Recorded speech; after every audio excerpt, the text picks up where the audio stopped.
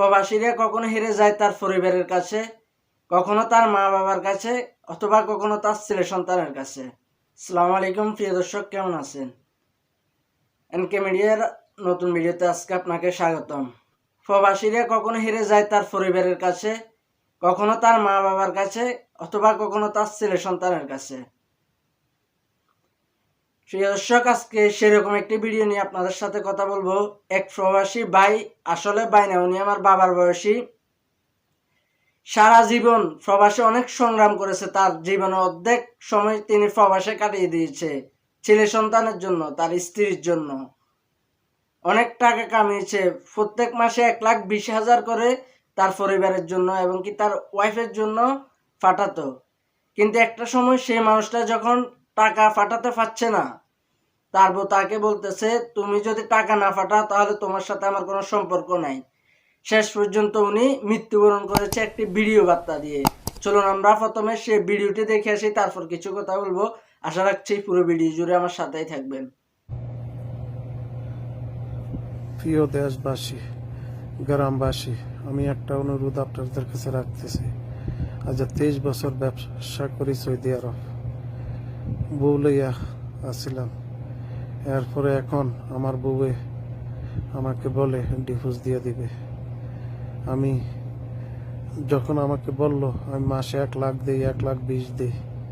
যতদিন টাকা দিছি এতদিন ভালো আছিলাম, খুব ফ্রি আছিলাম। এখন শরীরে আমি 35 লক্ষ টাকার মতন দেয় না। তখন আমাকে ও বলছে, তুমি যদি 60,000 টাকাও না দিতে পারো মাসে, তোমার লগে সম্পর্ক রাখতে লাভ কি? তোমার লগে যোগাযোগ রাখতে লাভ কি? তোমার লগে কথা বললে লাভ কি? তখন আমি বলছি, তোমার সম্পর্ক রেখে টাকার? বলে হ্যাঁ। এই জন্যে আমি আমার জীবনটা দিয়ে দিলাম। আমি আর কিছু ওর জন্য, ওর কাছে আমি অনেক টাকার সম্পদ রেখে গেছি, প্রায় 80-90 লাখ টাকার সম্পদ করে দিছি। এখন আমি বলছি, সম্পদ বেচা তুমি একটা কিছু কইরা দাও। আমি এখন দেয় না, ও আমাকে দিবে না। আমার একটি অনুরোধ, ওর জন্য আমার জীবনটা দিছি। ওর মা আমাকে ওরে খারাপ করছে, ওর মার জন্য, ওর জন্য আমার জীবনটা। আপনাদের কাছে একটি অনুরোধ, আপনারা সেটা বিচার জন্য ওরে আর ওর মারে আপনারা যেটা ভালো হয় সেটা করবেন। আমার এটি অনুরোধ, আর কেউ কাছে কোনো কিছু চাওয়ার নেই। আমার বড় ছেলেদেরকে বলছি, তুমি আসবা, আমার আসা মাটি দিবা, আমার ছোট ছেলের লইবা, মেয়ের লইবা, আমার মুখটা তোমার আম্মুরে দেখাইবা না। আর তোমার আম্মুকে থেকে 1 টাকার কিছু নিয়ে আমাকে ইয়ে করবা না। আমি অনেক কষ্টে ভিডিওটা করছি, অনেক কষ্টে আমি সহ্য করতে পারতেছি না। আমার মৃত্যুর জন্য একমাত্র দায় আমার বউ, আমার শাশুড়ি। বাবা, আমি তোমাদের জন্য করে গেছি, আমি কিছু নেই না। আমার সুখ দিত, আমি সুখের জন্য কত কাকুতি মিনতি করছি তোমার বড়ের কাছে।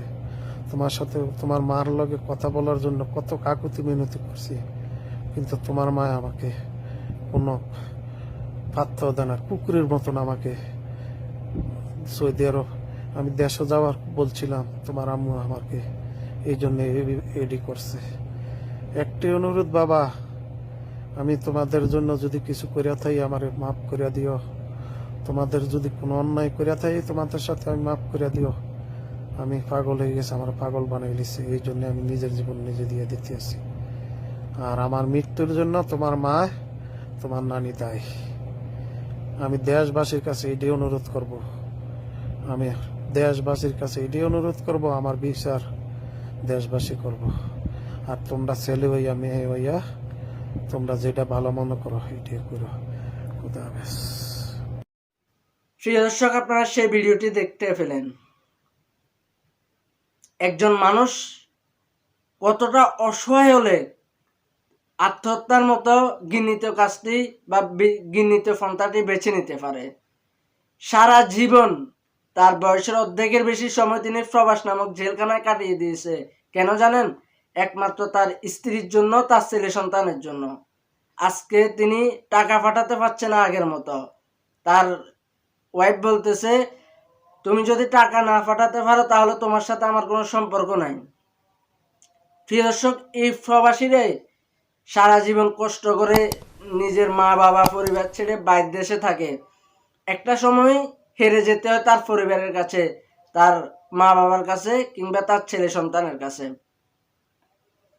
আমাদের সাথে কি একটা মানুষের শুধু টাকার সম্পর্ক? যে মানুষটা তার জীবনের অর্ধেক সময় থেকে বেশি সময় পার করে দিয়েছে বাইরের দেশে নিজের ছেলে সন্তান, নিজের বাবা মাকে ছেড়ে, আজকে সেই মানুষটা আত্মহত্যার মতো পথ বেছে নিয়েছে কিছু ইঙ্গিত দিয়ে, তার ছেলে সন্তানদেরকে কিছু ইঙ্গিত দিয়ে, তার ওয়াইফকে কিছু ইঙ্গিত দিয়ে। প্রিয় দর্শক, আপনারা প্রবাসীদেরকে ভালোবাসতে শিখুন, তাদেরকে সম্মান করতে শিখুন, কেননা তারা তাদের পরিবার, মা বাবা ছেড়ে অন্য একটা দেশে দীর্ঘ সময় অতিবাহিত করে। আপনাকে বলতেছে, আপনি নিজে কোনোখানে আপনার পরিবার ছেড়ে অন্য কোনো জায়গায় বেড়াতে গিয়েছেন, 3-4 দিন থাকলেও আপনার মন কেমন কেমন করে আপনার বাড়ির জন্য। কিন্তু একটা মানুষ প্রবাসে যায় 5 বছর, 10 বছর, 15 বছর, এমন এমন মানুষ আছে 30-40 বছর পর্যন্ত প্রবাসে কাটিয়ে দিয়েছে। তাদের কি বাড়িতে যেতে মন চায় না? অবশ্য মন চায়। তারা সবসময় চিন্তা করে তাদের ছেলে সন্তানের কথা, তাদের পরিবারের কথা। এরকম চিন্তা করতে করতে করতে জীবন থেকে কখন 10-15 বছর, 20 বছর কাটিয়ে যায় তারা নিজেও বলতে পারে না। প্রিয় দর্শক, অত্যন্ত একটা দুঃখের বিষয়, তিনি আত্মহত্যা করেছে।